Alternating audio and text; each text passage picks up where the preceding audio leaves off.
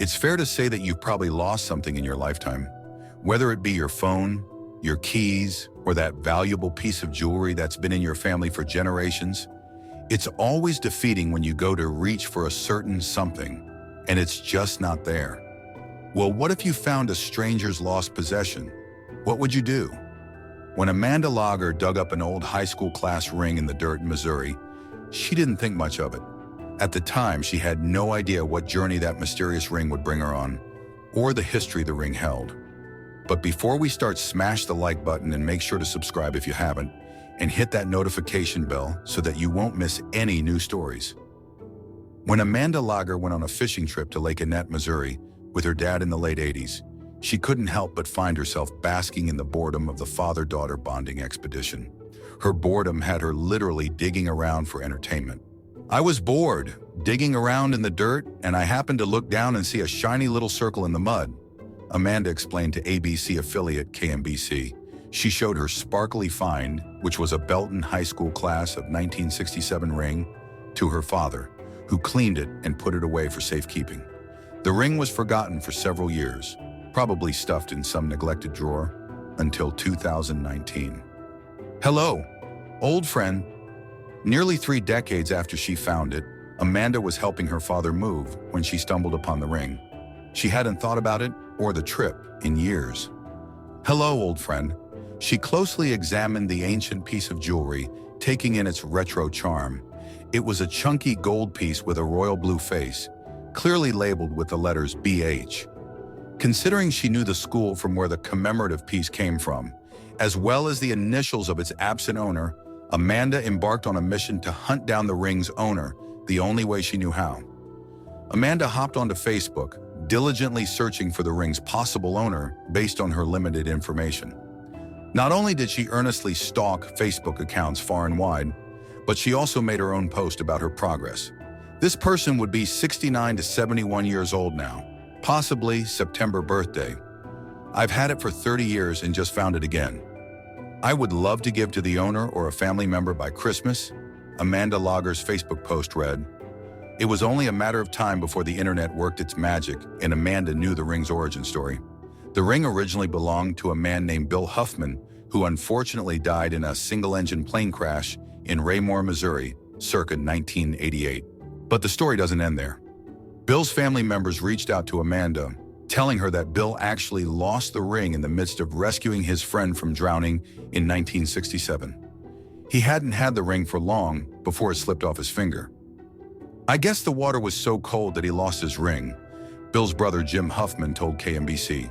Considering Bill seemed to have been a wonderful, upstanding guy, we're sure the state of his ring wasn't on his mind at the time. Amanda felt that Bill's family should have the ring, which led to a heartwarming exchange between her and Jim. An exchange that surely neither of them expected to ever have. As Amanda handed Jim the ring, he just stared at it in complete and utter awe. "That's unbelievable. He had a love of adventure. He lived each day to the fullest.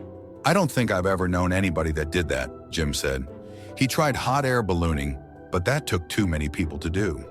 He tried skydiving, but that was over too fast," Jim said of his brother's craving for an adrenaline rush. Bill Huffman eventually took up hang gliding, happily soaring through the sky for years before his untimely death in 1988, which was the same year Amanda found his lost ring hidden beneath the earth near the Missouri Lake. Though the exchange between Amanda and Jim seemed to be one dictated by chance, perhaps it was fate. It's quite ironic that 40-year-old Bill died at about the same time Amanda found the blue-hued class ring. Amanda even said that she felt as though she was meant to find the ring so she could hand-deliver it to Bill's family in what she called a perfect moment. Jim clearly agreed with Amanda's mentality, as he said, "It's just fate, you know? It's really something. God works in mysterious ways. The universe, or God, or some higher power, must have planned for this heartwarming memorial. The next time you stumble upon a strange object perceived to be of some value, pick it up. You never know what rich history it may conceal, not to mention the meaningful journey it could take you on. While things are just things, they tell beautiful stories. Sometimes the stories attached to these long-lost items lean toward the more heartbreaking end of the spectrum. So when Rich Aloha embarked on the trip of a lifetime, a peculiar find at the base of a waterfall, made the adventure a bit more sentimental than he had anticipated. Rich was fresh off his 27th birthday when he set off for Foster Falls. See, Rich was an avid hiker and diver who loved filming his adventures. This trip, though, was going to be different.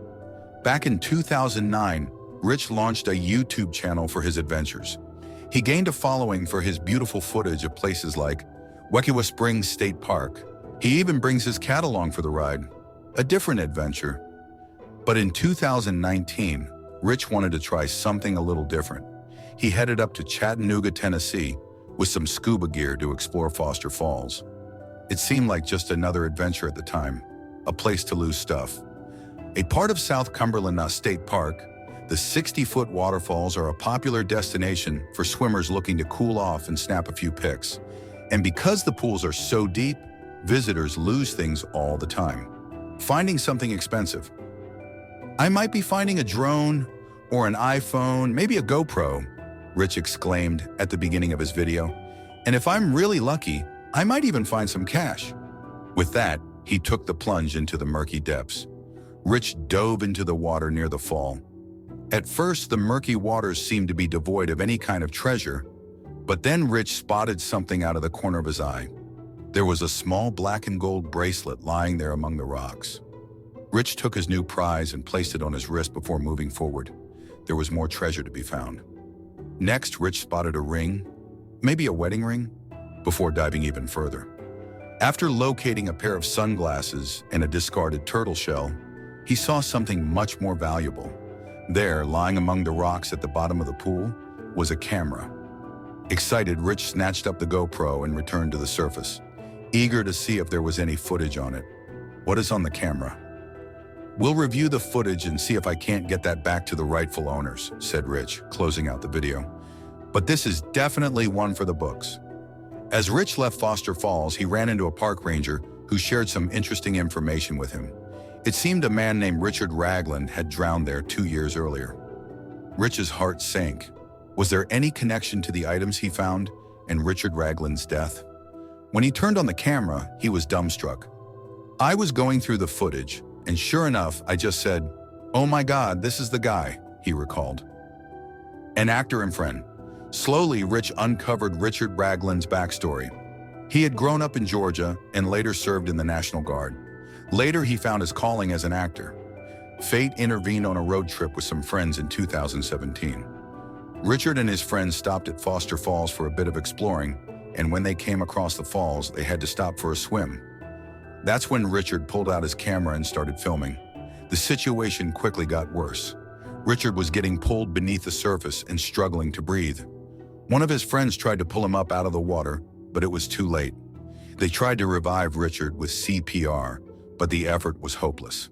Paramedics quickly showed up to take him to a nearby hospital, but once he had arrived, they pronounced him dead.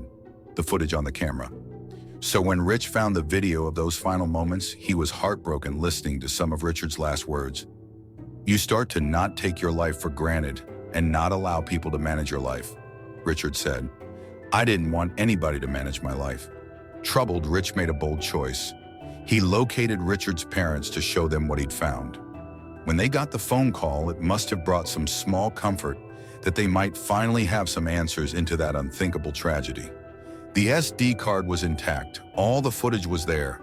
It was like an out-of-body experience, said Richard's mother. "What we've seen so far is Rich being rich, living life to the fullest." Richard's mother was also grateful that Rich had sought them out. For him to go through the effort to do his research, make numerous phone calls, he didn't give up until he got in touch with us, and that means the world to us. Though it captured a tragedy, the footage of their son brought some closure to Richard's parents. They weren't sure if they wanted to watch it at first, but they knew revisiting the past was sometimes necessary to heal. The opportunity would have been possible without Rich Aloha.